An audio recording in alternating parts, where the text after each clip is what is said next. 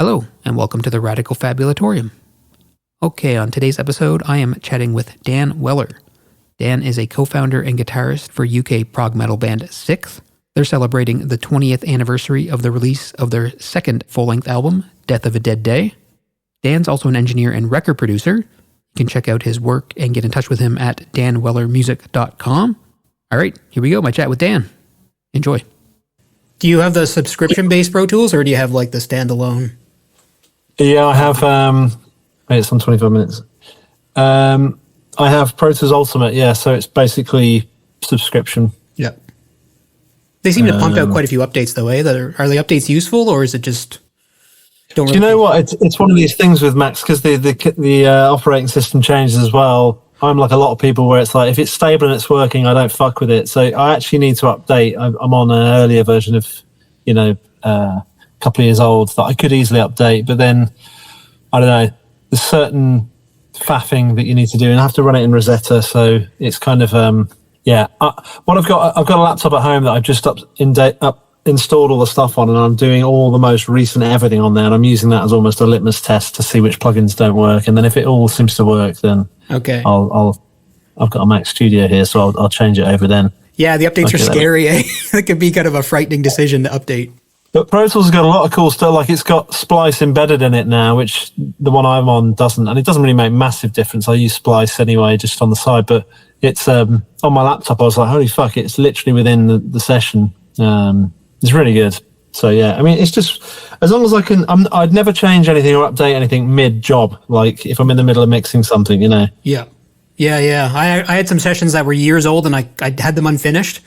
And then we're talking Pro Tools 8, and I had to go on eBay and like buy computer parts from like 2012, or you know what I mean, to open it all up to make sure it would just run. I remember doing an album. I was engineering an album where I was using Pro Tools 7, but Pro Tools 8 was sent out to all the beta testers, and the producer was a beta tester for Avids, and we tracked the whole album in Pro Tools 8.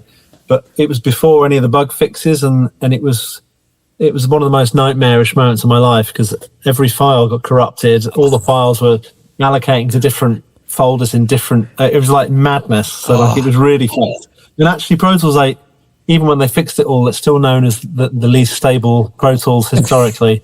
Yeah, to do an album in beta mode was just like suicide. It was mental. But so I had to set up all night just rebuilding the sessions, That's so brutal. Yeah, I remember 8 being, I had a Firewire. I was just the LE version, so I was running a 003. And like, if you accidentally like touched a USB port, if you unplugged your mouse or something by accident or whatever, it would just crash this. Yeah. Gone. See ya. Yeah, you couldn't save or turn the screen off or anything like that. Yeah. Or sometimes you hit save at the same time you'd hit save at the same time autosave is happening. At the exact moment, kill it. Dead. Yeah, just crashed. 100%. Yeah, I used to turn autosave off for that reason, because I used to just the great irony. I was losing loads of sessions because it was dying before saving. Yeah, autosave. It's funny to think about. I mean, this is pretty stable now. Actually, the one I'm on here, like on a Silicon Mac. I forget what operating system I'm even on this one, but it's been super stable. Okay. Which is really good. I'm on Sonoma. So, I mean, there's been a couple since then probably now, but it's generally brilliant. Like, I'm running like massive sessions, and it's only when I'm oversampling massive plugins and then have loads of them that it starts to get a bit pissed off. I'm not like a professional producer, but just make my own music on my own time. But I run it on Windows, which I know is kind of rare, but it's crazy that it's pretty stable now. That's and you can stable. Just open up your laptop and good to go. Yeah, no, I've used like a Hackintosh before, and it was insane. That was back in sort of Intel period where it was like relatively much more powerful than a Mac, But I don't know what it's like silicon-wise now, because they're so powerful. I don't know whether there's an advantage, but I remember using a Hackintosh, doing an album in Austria, and in addition to all the shortcuts being control, whatever, instead of command, German keyboards, the letters are in different positions too, so it was an absolute mindfuck. I was just like, I was just every time I tried to do a hotkeys thing, I'd have to just go right, and it slowed me down so much. But yeah, it's madness. That's I can kind of relate because my other day gig is we're the only bilingual province in Canada, so I got to change the keyboard from French mode, English mode, French mode, and it just some of the keys are in different places, so it messes with my mind. Fuck. Yeah. You're well versed in that shit then. Well, barely. So you still good for about 45 minutes, or is that good? Yeah, man. Yeah, I'm just mixing today, and okay. Yeah, I've got my dog here. He might decide to join in the chat, but he seems to be all right at the moment. Okay. And then you can see. Yeah, I do see him. Yeah. It looks like you got a pretty serious yeah, racing setup back there. Oh yeah, I just play Assetto Corsa exclusively, and occasionally rallying. But I mean, to be honest, I got it. Well, I'm a motorsport nerd, but I got it originally the PS5 just to play Call of Duty and stuff. Just when I was on my own at night, I just thought it'd be fun. Yeah. But I've not. I've every time a Call of Duty comes out, I get it, and I haven't played any of the most recent ones, and I don't play the FIFA, which is FC26. I just play the racing. I just love trying to shave a few tenths off my lap time. I'm just a nerd, but it's really helpful when I'm doing mix revisions like this today. I'm doing like 7 songs. Every song I do on my ears take a bit of a pounding. I go and do like a 10-minute race. I come back, and it's just a good way to drag myself away. That's how I justify it anyway. Well, ear fatigue's real, right? I mean, that's a real problem when you're in the studio all day. Oh, it really is, yeah. And just staring at Pro Tools is just, and listening to the same section on loop, it is maddening. It genuinely sends me insane. So I have to do something to just go, okay, forget sound. And it always works. You just have to drag yourself away. I've got a little timer as well that I use. But I actually learned from the Canadian Mike Fraser, who he said when he's mixing, he just sets an alarm so he can have a cigarette break, and if he's like hyper focusing, he'll just set this alarm, and when it beeps, whatever stage he's at, he just leaves, and it works. It really does. That's a good tactic, yeah, because I mean, nothing's worse than working on something all day, and then you come back the next morning, and you're like, oh shit, my ears were toast.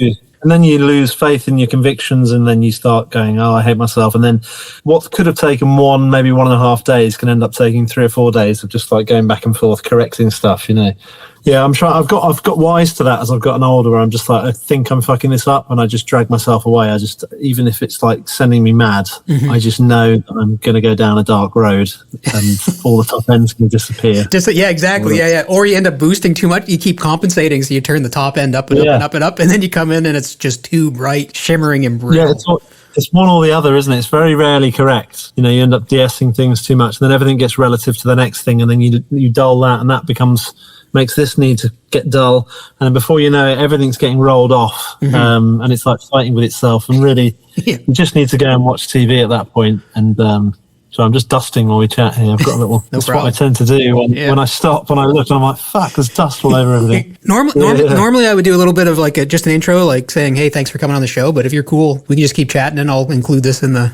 interview. Yeah, man. Yeah. Yeah, all good. Yeah, cool. Okay. Well, I guess I'll say thanks for coming on the show, Dan. I appreciate you giving me some of your time. My pleasure. So yeah, the engineering side of things is interesting, because I know there's all kinds of tips and tricks. And just as you were talking, I was going to dive into the record first, Death of a Dead Day, but just because we were talking about ears, it makes me think of kind of like some of the mixers who mix at low volumes. Like I think Andy Wallace, that's probably the only way he's maintained his career is by mixing at a low volume and like respecting his ears over the decades. Yeah, well, actually, again, Mike Fraser, who's mixed a few records for me, he mixes really quiet to the point where I remember him saying to me once, if there's like an aircon unit in the control room, that's enough to ruin it for him. It needs to be complete silence.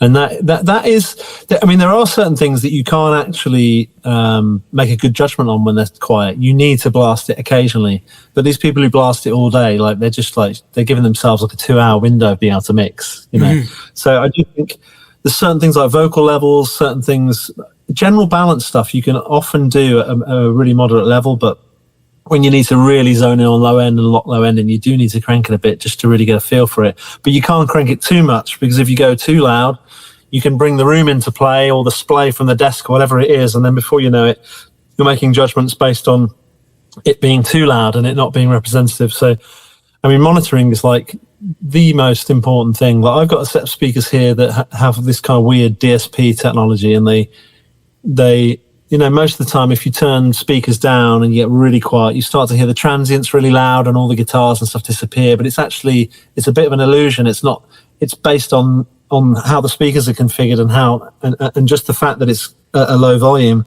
But these speakers have this compensation thing where you can turn them really low and it still sounds identical, but just at a low volume. So I find I can mix really quietly on these. Okay. And get a pretty good representation. It really depends how loud your tinnitus is, as to how quiet you're happy to go with the speakers.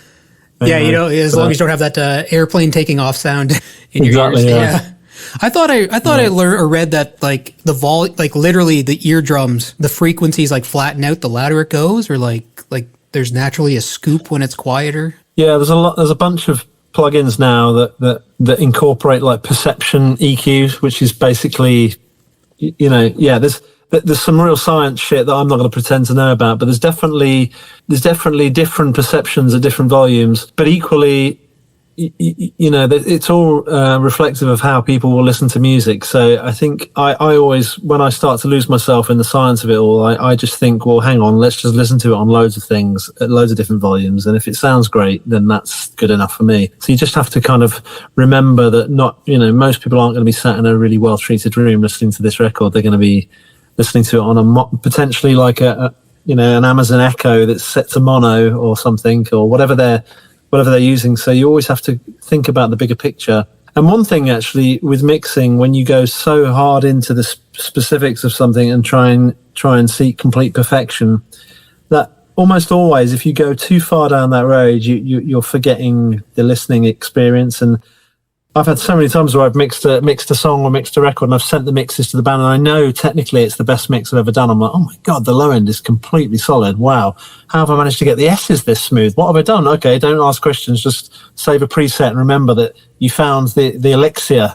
And then I'll send it to the band. But because I've zoned in so much on that stuff, I've forgotten that, the chorus doesn't really kick in. Like the basic shit that they're listening for. And they're like, they don't care whether the low end's tight. They just want to go, this was great. So it's really important to always find that balance when you're mixing between chasing perfection and remembering the people listening to it aren't going to be zoning in on frequencies like you are. They're going to just turn it up loud. It's either going to give them a feeling and some dopamine, or it's not. So yes, mixing is a maddening experience because you're having to please yourself and other people, and everybody's levels of like how discerning their ears are all different places. So you have to kind of like find where the mean average is between it all somehow. I wanted to ask about feeling versus technicality, or being quote unquote right, because I do find that interesting, is like trying to because would you say it's mostly about feeling, like when a listener is taking in music?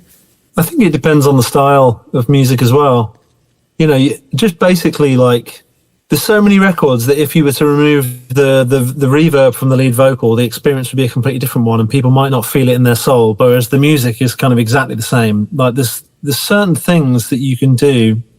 I know, like with the band I'm working with at the moment, I know if I add a little more delay and I just turn the wet signal up on the vocal, that the vocalist will love it more, and nothing else will be different. But it's just what it does is it changes where the vocalist is perceived to be in the mix relative to the music, and it does change it makes the music sound louder because the vocalist sounds further away. So little things like that.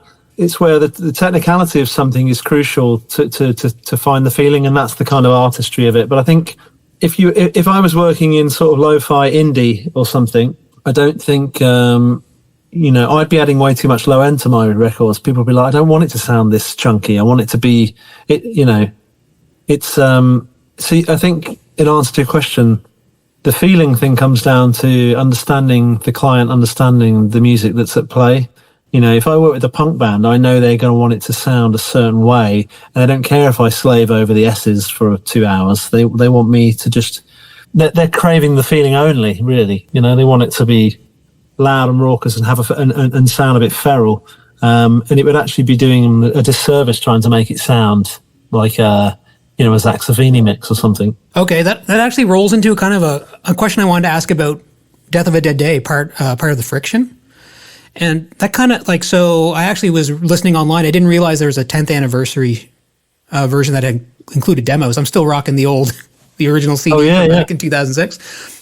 So I put on part of the Friction, and that song, it's one of my favorite tunes. And in the middle of the song, kind of when the build up, right before Justin comes back in and singing, it just kind of gives me goosebumps. It just makes me have that feeling.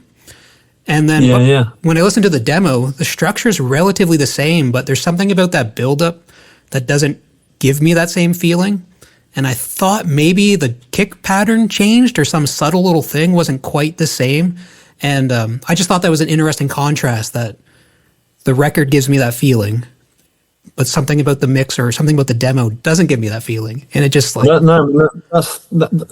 Those are the things that give me faith in kind of the human touch and artistry in this kind of AI boom we're going through. Everyone wants to talk about AI because there are very subtle things that can change. I mean, that's quite a drastic difference between a demo and a record. So I guess it kind of makes sense. But I've noticed there's records that I get that weird feeling from, that I listened to from when I was a kid, like 80s records, weirdly like Pet Shop Boys or Erasure or some of the like 80s pop that I grew up on.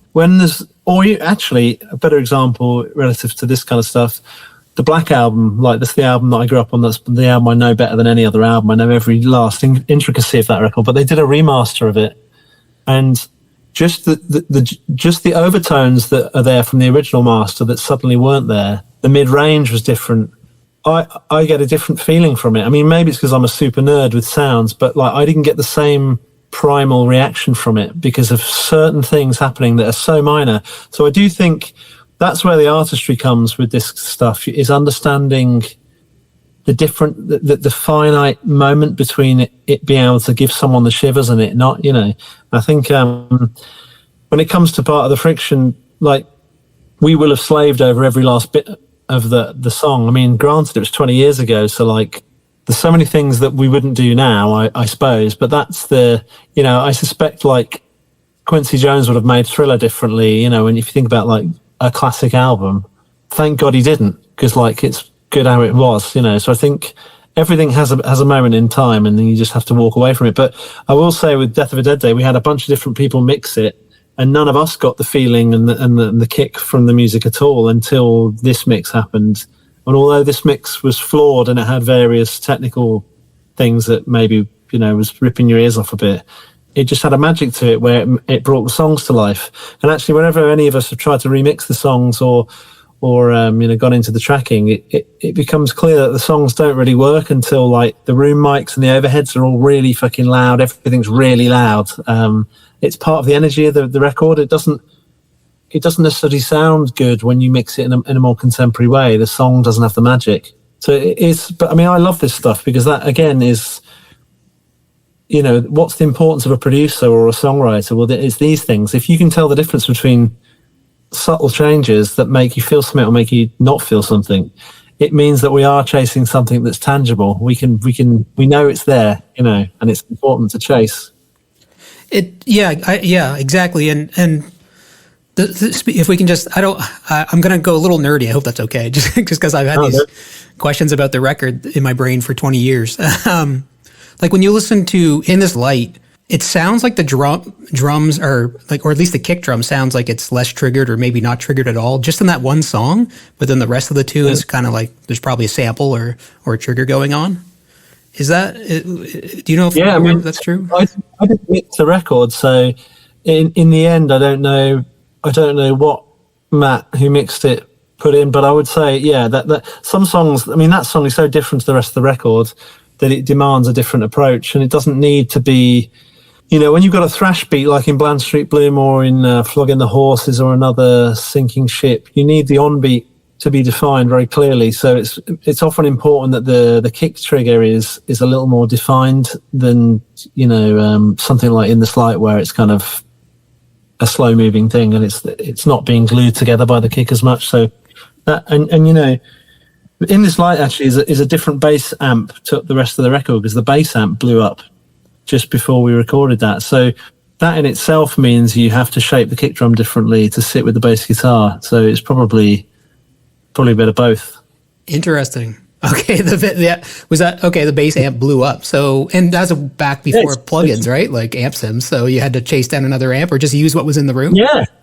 Yeah, with the only amp sims we had at the time was like Echo Farm. The Line 6 was some Amp Farm, which was like some of the early amp sims before obviously Neural DSP or Guitar Rig or anything came out.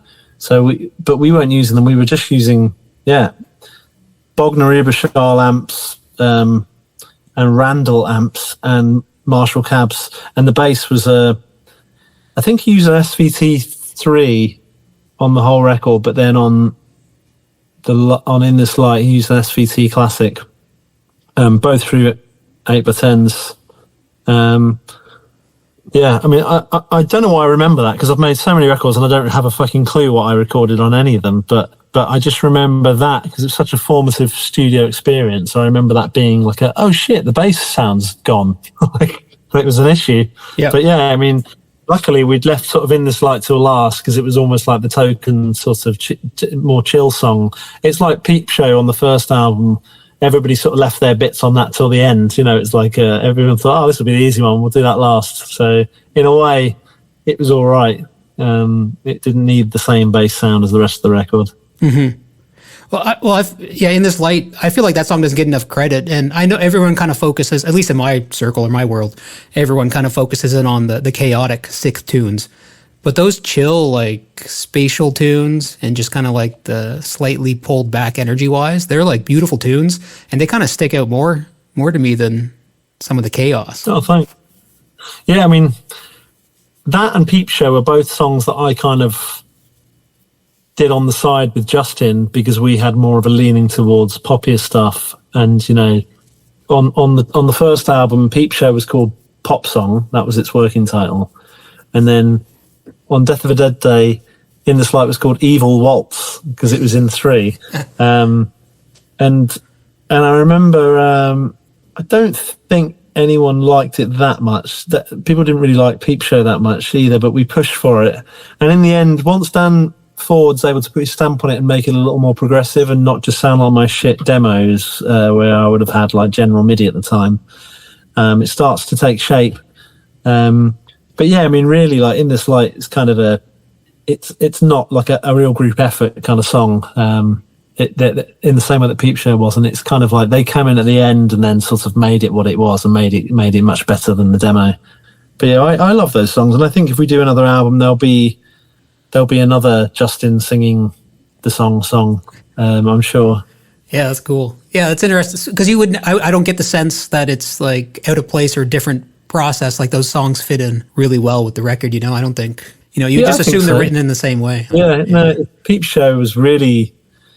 I mean, I remember that being really contentious at the time. I think Mikey really hated it. Oh. Yeah, he hated it. He was like, you can't put this on a 6th album. But it was just the way me and Justin were. And I know Ping got a bit more involved in that song and put some sort of epic leads on it and made it feel...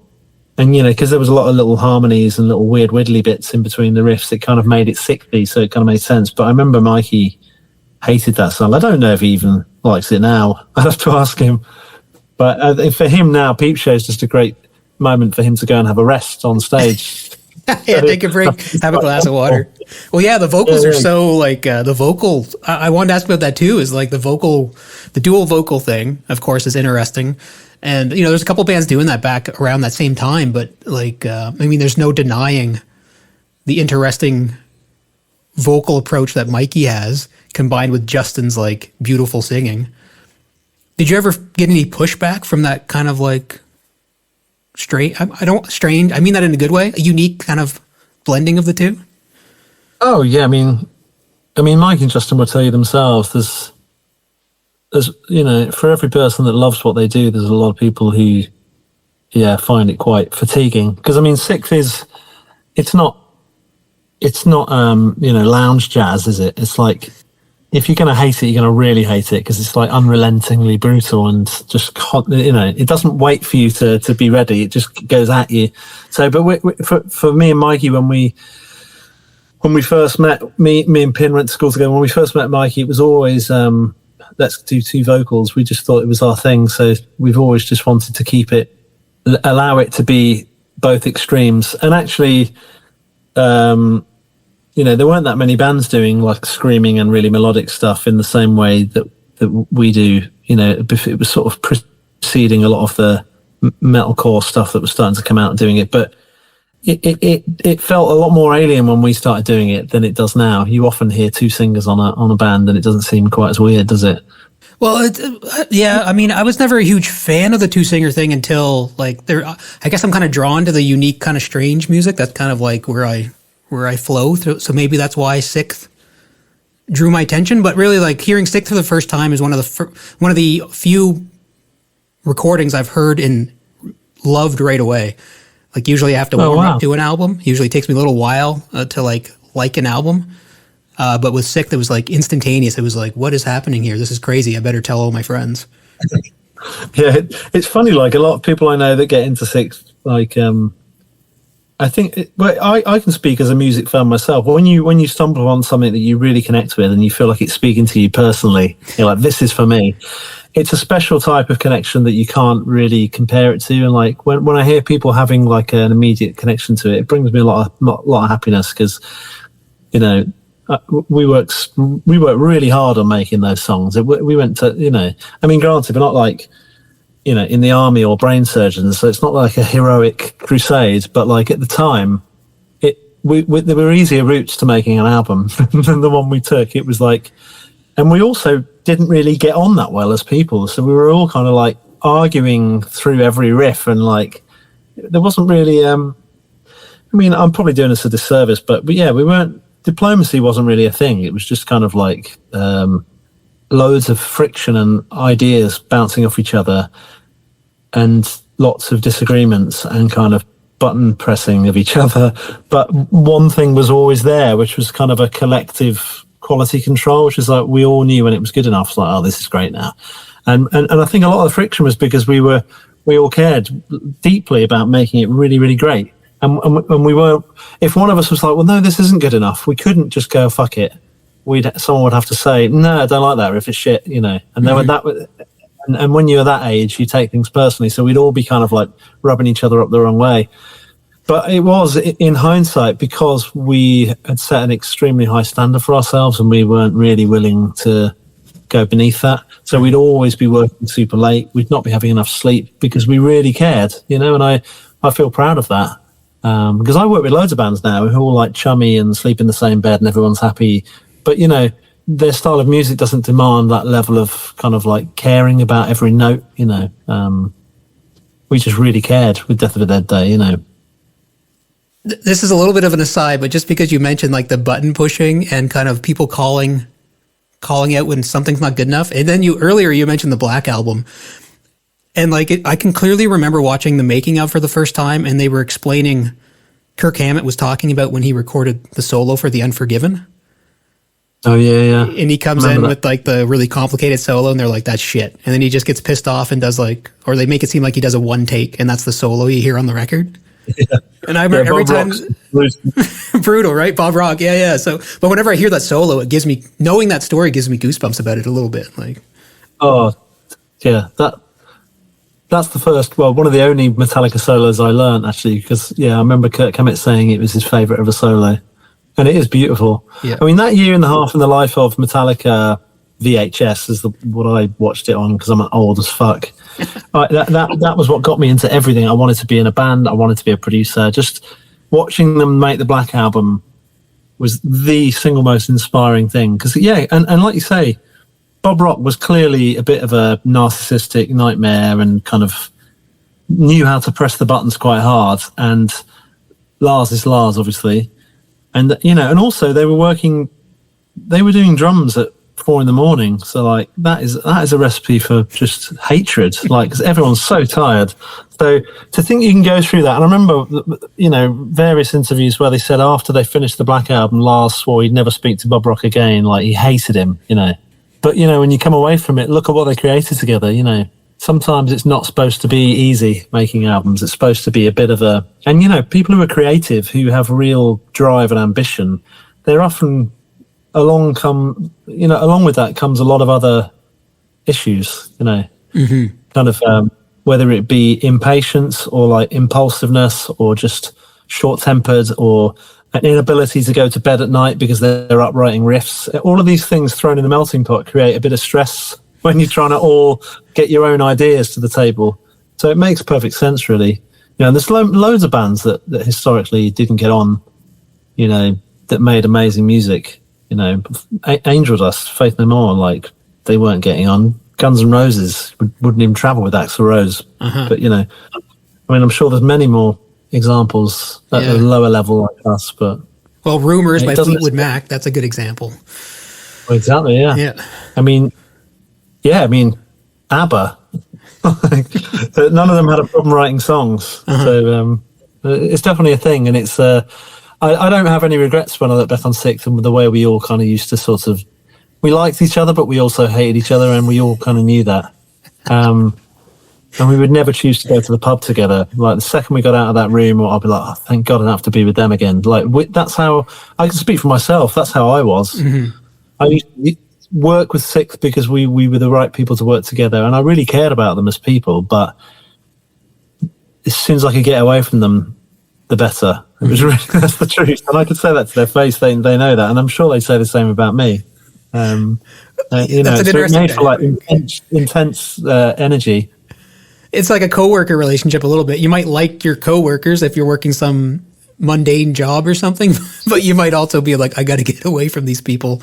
It's true, yeah. It's true. It's like a sibling relationship as well. You know, there's only so much you can take of, because essentially in life, you want to be in a positive space mentally, and you don't want to have to adjust for anyone. And as soon as you're having to adjust constantly every day for someone, and then times that by 5 for the other members, it's like it's essentially just, it's oppressive. It's not a fun feeling.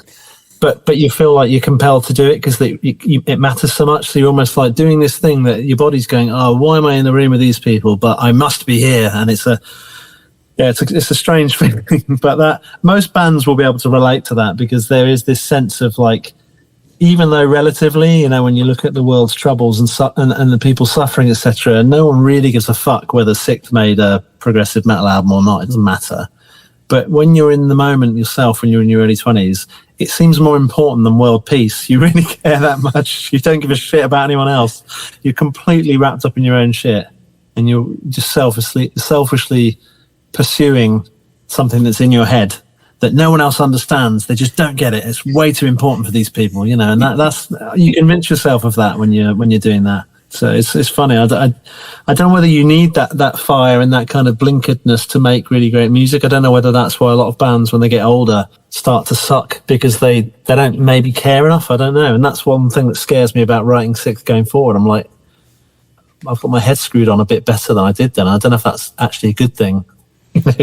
Like when Hetfield stopped doing drugs and drinking beer, it all went wrong for me. You know, I'm like, please drink beer, Mr. Hetfield. Don't be sober, because it doesn't work. Yeah. You know, so who can say? Yeah, that's an interesting way to put it. You know, artists deal with that fear too. Like if they know they rely on substances, or they think they rely on substances, that's like a difficult place to be in, where maybe something you're doing is destructive to your life overall, but it's also, for whatever reason, the spark of your creativity. Yeah, it's common in relationships and everything, isn't it? And it all comes down to a fear of trusting your convictions. You know, sometimes it's like, I don't know if I can do it on my own, so I need this thing, whether it be drugs or drink or a partner or, you know, whatever it might be.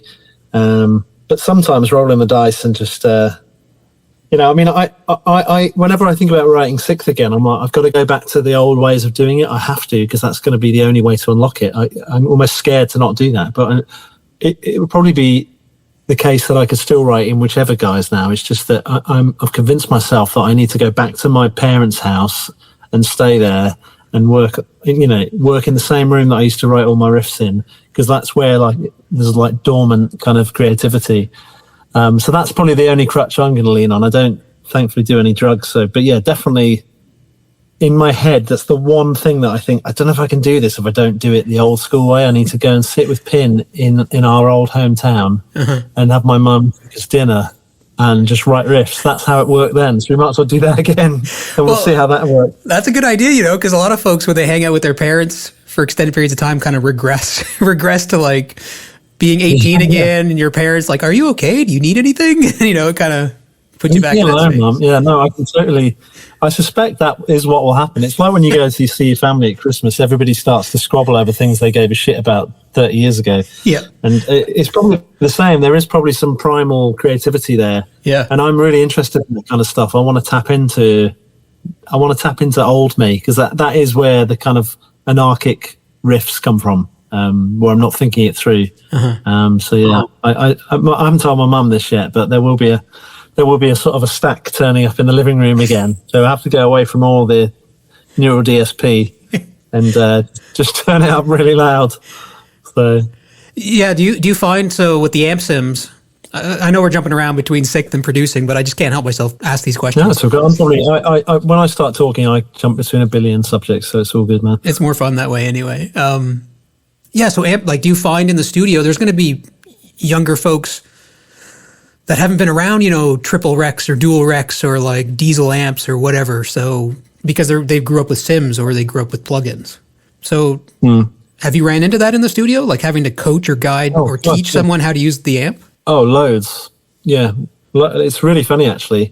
In fact, I have a diesel VH4 here and a 5150, and I've had young kids who have seen the amp sim versions of them, or seen pictures online, and they almost act like they're in a museum. They go, "What? They got real tubes." It's just really funny because and it makes perfect sense why there was no way to make guitar sounds unless you had an amp, so we all had to have them. But I think it's kind of sweet in a way, but it also makes me feel old as fuck.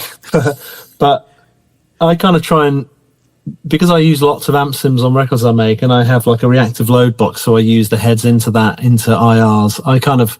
I like to think that I'm embracing the current and the future and leaning on my old school things. I'm not kind of like if you don't put a mic in front of a cab, then it's not proper. I don't give a shit about that, because some of the amp sims are amazing and I couldn't live without them, to be honest. But yeah, it is funny how some people haven't been in the presence of a real amp. Like, it just blows my mind. But I mean, it will come back around, in the same way that there's a nostalgia with vinyls and cassettes, and then suddenly everybody starts buying things for a period. I'm sure people will start buying amps just as like ornaments in their living room at some point. It could be something as silly as like someone who's never played a loud amp. They're in the room, they finally turn up their amp for the first time, and then they start to hear like their lamps shaking, or like they go to record their their amp for the first time, and you can hear tables and things shaking, and you're like, oh, I'd never really experienced that before. Yeah. I remember someone telling me when I first started working in the studio years and years ago, they were like, a guitar tone is only ready when it makes your trousers shake. I've always thought of that as it is like air moving, isn't it? Yeah. And I guess people have that experience sound checking on stage. Whenever you sound check and you go and you can hear your guitar shake the whole room, that feeling, like, nothing is as cool as that feeling. It's just like power in your hands. So like, I definitely miss that feeling in rehearsals where you'd stand next to your amp and just feel the chug and feel your body shake when you did a palm mute. But I think my ears thank me for not doing that as much these days, because it used to be the levels we'd rehearse at. It was just awful. Did you believe in earplugs, or were you guys kind of like earplugless so you could feel it? Bit of both, really. Yeah, there was definitely a few years where I didn't use any ear protection, which is crazy to think about it now. Because now, if I go to a gig, I'm just like, well, I can't go unless I've got my earplugs. It's like a thing. But I think, when you're younger, you just like it's all about the vibe, isn't it? And you just like, I'm not enjoying this, so fuck it. And I'm young, so I'm not going to go deaf, so it's fine. You don't really give a shit. But now it's kind of like, if I can get a really good monitoring in my ear and I can really play well, that's for me like, makes me enjoy it way more. If it's loud and just, I'm like, what's going on? I don't get any kick from that. It's like the extreme opposite of what it used to be like. I used to just be like, should we turn everything up? It's not loud enough. It's not like that at all anymore. And really, it's not even the guitar amps that fucked everyone's ears in the 80s, 90s. It's just literally crash cymbals and standing next to a drummer. Like, it's just like 2 to 4K is just gone from everyone's ears because of cymbals. Especially when you're first gigging. You're gigging in smaller venues, like the stage might be like 10 feet wide, you're right over, the bass player's right over top of the drummer. It's just like, it can be pretty brutal. Oh yeah, and it's bouncing off the ceiling right into your ears. And your adrenaline takes over, so you're not really thinking about how deaf you're going, but you're just carrying on. And then the next day you pay the price. But, if you're touring at that stage, you just go straight into another one. It's mental. Yeah. I'm surprised that you can hear anything. Yeah. I mean, I guess I'm quite lucky in that I did used to use earplugs but I would like sort of like push them in halfway or something. I do something where I thought I'm getting the best of both worlds. Yeah. So I think I have saved myself, thankfully. One question I've always had in my mind, I know you can always Google things or whatever, but the tuning, another thing that stuck out is like when we first heard Death of a Dead Day, which we heard that before The Trees, the first record, me and the band I was in at the time, that we were kind of obsessed over the record, and we couldn't figure out how the guitar sounded so low tuned, but at the same time the leads sounded so clean. And then somewhere someone said that it was because the low E string on the guitar was tuned down to A. So it was like a low A string, and then the rest of the guitar was in standard tuning. Is that true? Yeah. Or? I remember, like, as clear as day, I was just jamming Pantera, and on Great Southern Trendkill, Dimebag tuned his low E string down an octave beneath the A string. So for us, it was E flat. So G sharp, A string, and just tuned the low E string down to G sharp. So what it meant was, for example, hopefully you can hear this. So if you've got a guitar in drop D, you just go down to that. So any A string chord suddenly has this extremely that's that chord.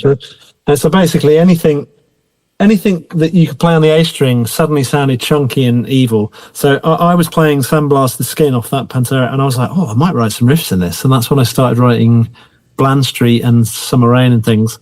And then it just became, I was like, well, I can't not do this now. So that then forced us to have to do that. And in fact, a lot of bands started, I know Architects used to say we did that tuning because of SikTh, and I'd always say, well, don't thank SikTh, thank Dimebag. I just stole it. But loads of bands started doing it because it was a way of like having low tuning but loads of tension in all the strings. So it was like a best of both worlds. And it was before everyone had 7 strings and like extended lengths and stuff. So it was a good way of using a 6 string, having tension, having all your leads tuned to normal tuning essentially, but being able to go really low. And it's like we half of our songs are like that now. It's just still the same. I still play in that tuning a lot.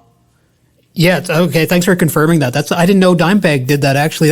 I'm not a huge Pantera fan. I know people are probably going, oh my God, but Great Southern Trendkill is the record that I go to when I need a Pantera fix. But I guess I didn't pick up on that he did that on a tune. It's on some, it's like Suicide Note Part 2, Sandblasted Skin.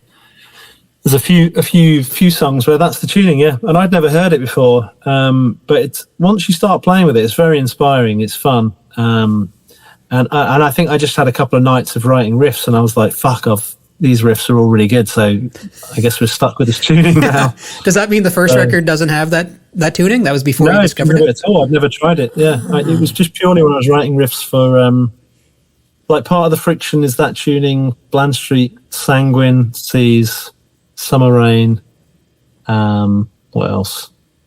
Part of the Friction, did I say that? Yeah, so basically 4 or 5 on that album.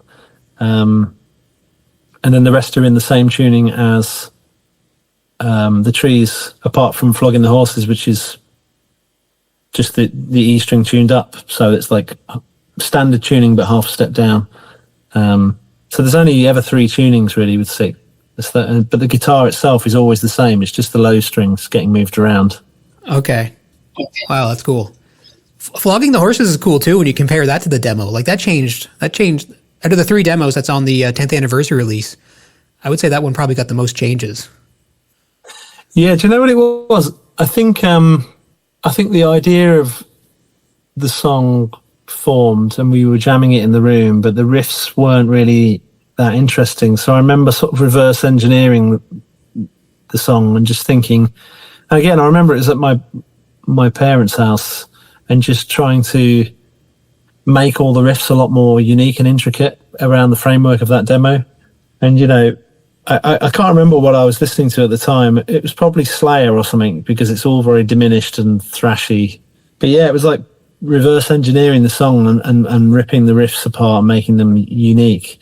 And often it's done around Dan Ford. So Dan will do something to a basic riff that me or Pin may have written, and then we'll then make the riff more interesting around the drums. So I can't remember the exact process, but I remember going back and rewriting loads of the riffs.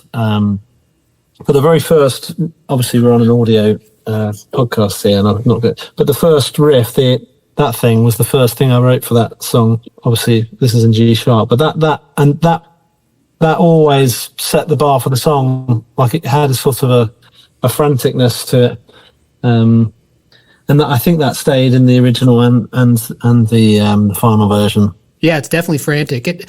So does flow sequencing, like, were you involved in the sequencing of the record, or do you have any sort of like philosophy or opinion on sequencing? I'll be honest, I've never really given a shit about that stuff. Okay. I wish I cared more, but I like to think that if all the songs are great, then you can just put them on there in whatever order. But I do think like you couldn't start the album with In This Light and Where Do We Fall or songs like that. I think we always talked about Bland Street being the opener just because the intro was so iconic, and we just felt like it was the best song we'd ever written. It just had all the things that we loved about SikTh. And the only time I do care about flow and order is when, there's certain songs can be made to sound a lot slower than they actually are if they're placed after a fast song. So for example, if you put part of the friction after Bland Street, it would make part of the friction and make you go, oh, hang on, this is way too slow. And that it's like an illusion of the ears, but like it's important that we put them in an order where they don't make the next song not sound as good. But beyond that, Mikey is probably the most involved when it comes to especially with the first album, where it becomes kind of a lyrical narrative and it all makes sense in his mind. But I just remember thinking Bland Street had to be first, and I think we all agreed on that. And we always wanted As the Earth Spins Round last, because there's that like riff with sort of iconic like lead bit, and I wanted that to be the long fade out on the records. That felt like it just had to be at the end. But beyond that, I don't really remember the chats at all as in where the songs went. I have no idea. Bland Street opening, not only like the iconic vocal fade in and the guitar riff for Bland Street, but there's also that layer of like, it sounds like someone's using a drill or something on the guitar strings, or like making all those like like kind of tucked in there that you may not notice right away. So like, I feel like that's an important decision, because if that wasn't there, I mean, the riff would still be wicked, but at the same time, there's this strange, uncomfortable feeling provided by that. I've got a feeling that was like some weird little pedals that the label boss had been given or had bought, and he brought them in, and we plugged them into like a combo or something, and we're picking up radio and like loads of weird sounds. I remember just something like that. Me and Pin just recorded loads of them, and then we just stuck them in afterwards. Okay. Layer building. I can't remember. Pin will probably know. He's got a better memory than me, but we just had a mental sound hour where we were just making silly noises. It'd be interesting to hear the mix without that, just as even just as a feeling, because I'm sure there's folks who don't necessarily hear that kind of chaotic thing is in the background, but they think they just hear the riff. But anyway, I've always thought that was interesting. I've forgotten it. I've forgotten those bits were in there myself, actually, until you said that. It might have even been an echo, a Line 6 Filter Pro. We had these like I was looking to see if I had one here, but we did loads of weird sounds on the first album. We did lots of weird sounds. So we probably used a bit of that, making those sounds too. That's interesting. That's funny. Another thing I wanted to ask, I know it's been almost an hour here, so I want to be respectful of your time. On the Trees, kind of like midway through the Trees, you got Tupelo and Can't We All Dream, which those kind of tunes are kind of like absent from Death of a Dead Day. Was that on purpose, or you just didn't, kind of those atmospheric tunes didn't come to be during that writing process? Or? I think that the MO for the second album is just, let's make a really brutal album that sounds like formidable and makes people go, what the fuck? Like, that was literally it. Everything was like, this must be brutal and it must be laden with riffs. And Mikey would know this. There's always been like a kind of a divide in the band when it comes to Mikey going off and doing kind of what the band would consider to be a bit too theatrical. Some people wouldn't prefer that.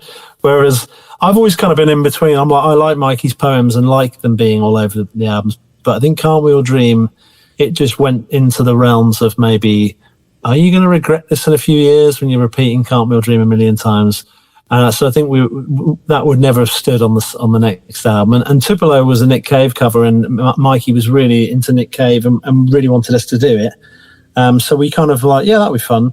So I'm sure if Mikey on another album said, I want you to do a Tom Waits cover of this, and we thought we could make it good, then we probably would. I remember at the time when Tupelo was being talked about, maybe it was our manager that was saying you should do a cover, and we were like, don't want to do a cover.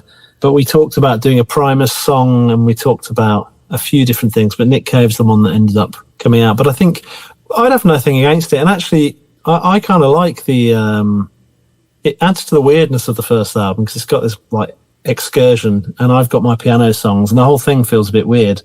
So I wouldn't be against it, but I think with Death of a Dead Day, it was like it needed to be a foot to the floor, just like Rip Your Face Off kind of album, and it wouldn't have benefited from that as much. Yeah, cool. That makes sense. Yeah, because the first record, in the middle there, kind of it dips down into that like valley of those two songs and Emerson Part 2. So that's cool. I didn't know Tupelo was a cover. Actually, I'm not really familiar with Nick Cave personally. Actually, no, a lot of people don't know that's the cover. Actually, yeah. Cool. The original.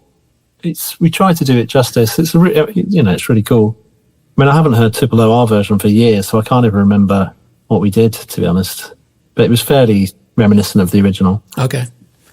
Another thing that's always been on my mind too about SikTh is, I've always had a hard time describing it, but like a lot of metal bands and aggressive riffs, I don't know, maybe this doesn't make sense, but they're kind of written like catchphrases. They're like short and punchy and memorable. But SikTh riffs are like paragraphs or something. Like they're still memorable, but they take so long to come back around. Oh, yeah. No, I would say that's a really astute observation, because that's how I've always imagined riffs, like the phrase length of the riff. Like Meshuggah have coined that more than anyone, because they will write a really, really long phrase that doesn't necessarily fit in 4, but the beat will be in 4. So that phrase will not only go on for ages, but when it loops round, you then hear it in a different way because it's displaced, and then you hear it again in a different way, so just make the phrase even longer. So that they're the masters of that. For me, I've always hated the notion of a riff just being like this quick thing and then you do it again and you do it again. I was like, well, why can't it just be longer? And in fact, there's probably one riff that I reference in my head that kind of forms my love of that. And it's on a Cannibal Corpse album with Galleries of Suicide. I think it was 1996. There's a song called From Skin to Liquid, and it's an instrumental song. And the riff's just a really long phrase. And I remember me and Ping going, that's fucking cool, isn't it? And there weren't that many bands doing like that kind of riff. So I would say that had a real impact on my, like, for example, the intro of When the Moment's Gone. That's a perfect example of me wanting to write a riff that evolves somewhere and takes a while to come back around. And yeah, so I know exactly what you mean, but I think with SikTh, one of the main kind of, when it comes to the riffs, that they all, although they're quite technical and in some cases just like crazy and all over the place, it's really important that every collection of notes is kind of memorable and tuneful in whichever way. It's never, I remember Dillinger that we used to get compared to a lot. I thought Dillinger were brilliant, but for them it was more of they would happily go, and that was their thing, and that Dillinger made them brilliant. But for me, I would never be comfortable just going, I wanted there to be a melodic backbone to it. So I think, the kind of melodic little nuggets of notes are what makes SikTh unique. And then, stretching the phrase out a bit longer is kind of just like gives you more options. When the Moment's Gone is a perfect example, really, because you can hum that riff as if it's like a vocal melody, and it's a very memorable part. And also I wanted, in that song specifically, I don't hear a lot, I'm sure this happens on other records, I just don't hear it, but when you come back to the riff later on in the song, it's like at a higher tempo. Mm-hmm. And then it kind of like does a little like rips through a little riff and then goes back to the slower tempo, which when I first heard that, I was like, that's freaking brilliant. Yeah, that's our drummer's influence, because he's taught us so much stuff rhythmically, and that was him experiment. I remember, whenever we've made music, that we've had like a list of things, we've got to do this on the record. I've got this idea, I want to try this. For example, slapping the guitar or whatever.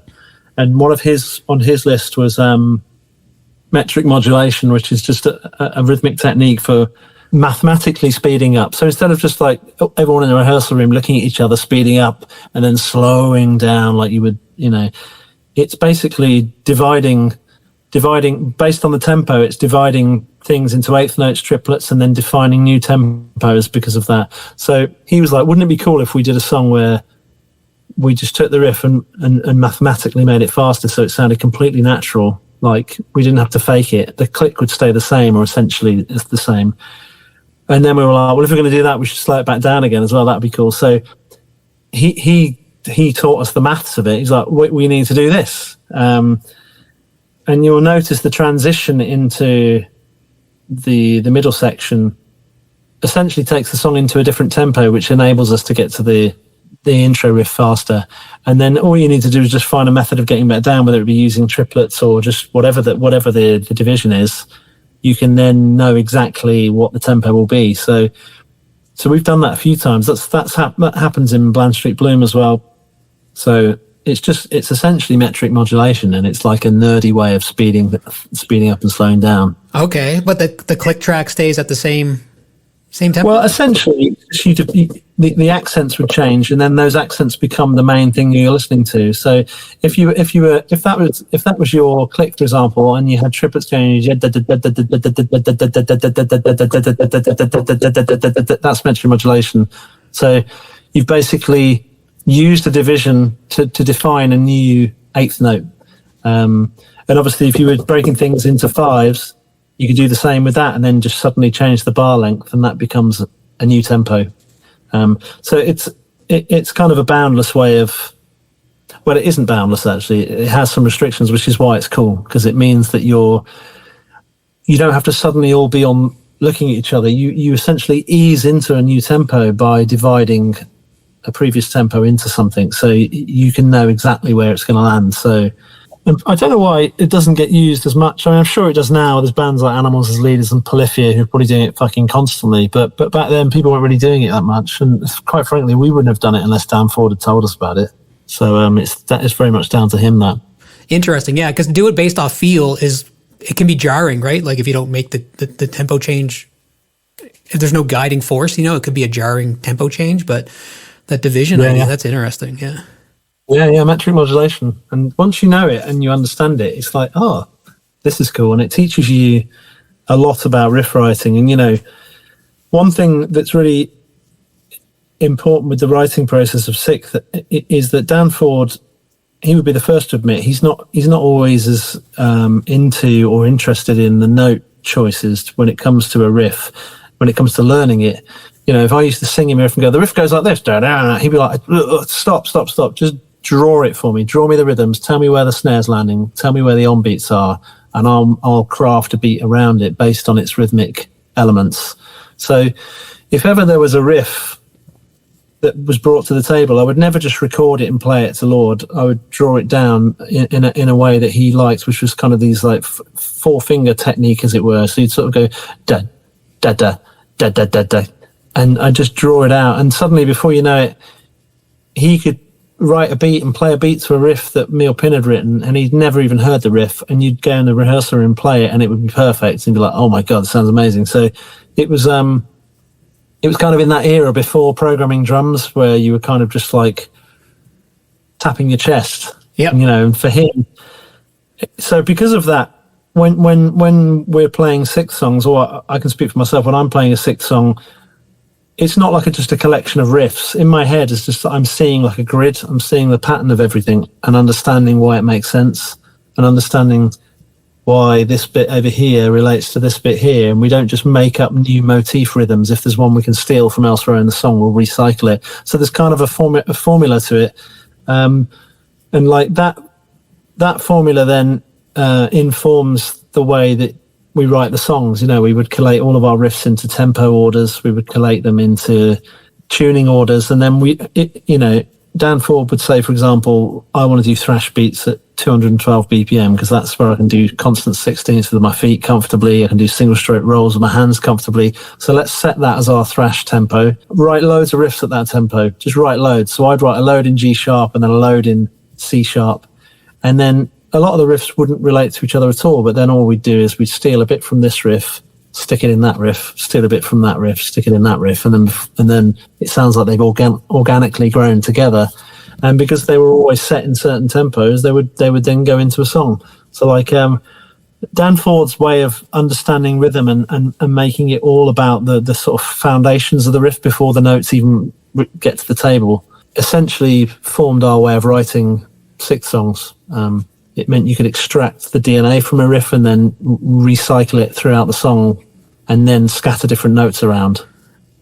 Okay, cool. And that kind of gives the song, whether the listener realizes it or not, that gives the song kind of a cohesive... Exactly, yeah. Okay. It's always like, if ever there's a moment in a riff where it's like someone doesn't like that, or can we change that? The first thing I would do isn't just go, oh, I'll come up with a new thing. It would go, right, what have we got in the song? Oh, you know that little bit from the end of that intro riff? I wonder if we could stick that in this riff. So it sounds kind of like basic songwriting, but SikTh does that to like the extreme, I suppose, which is where it feels kind of like the songs all belong together, but some of the riffs don't. But you find a way to shoehorn them together in a way that makes perfect sense. I just got a few more questions or topics, if you don't mind. I know we've been, I'm worried about being respectful of your time, but... No, it's all good, dude. I've got to go back and mix soon, but it's all good, man. Okay. Good. I don't know if I really have a question about this so much, but back in like 2006, 2007, before YouTube kind of took over, and like even back in the Google video days, to me, it didn't seem it wasn't quote unquote normal to have like playthroughs or people showing off their riffs. But we like stumbled across you guys doing like a master class or like an instrumental performance where you had like Guitar Pro tabs up on a projector behind you. And we used to just play the video over and over and over. And, I was just wondering if, I don't know if I have a question about that. It's just, I don't know do you have any memory of doing that, or like what inspired that? I remember doing a masterclass with tab on the wall, and that would definitely be Dan Ford's idea, I would say. He loves a bit of tab. The crazy thing is, it's been over so many years. There's things like that have gone from the memory banks. I mean, there's a few different sort of music schools in the UK where at various times throughout our career they would say, "Can you come and do a masterclass?" And you get paid to be there, and you just turn up and play a few of the riffs. And if it was at a college, we would just put tab up so that people, essentially, if they cared, could refer to it. But yeah, I don't know what that one is that you've seen. It could be any one of these music schools. There's only a few like 100 views or 1,000 views on these videos, and they go back like I think they're like 16 years old or 18 years old. So I know it's kind of a goofy thing to bring up, but it. I love it. I love it. That's great, and I really appreciate that you've been there from the start, and it's kind of like sometimes it feels like Grandad Rock talking about SikTh, and like if I'm talking to kids who are like, who the fuck is SikTh, and no one gives a shit about what you did. So sometimes it's nice to actually go, oh yeah, you were there before the internet as well. yeah, before the internet, before Pensato's place, before everyone gave away their tips and tricks, so there was a little more mystery involved. Really.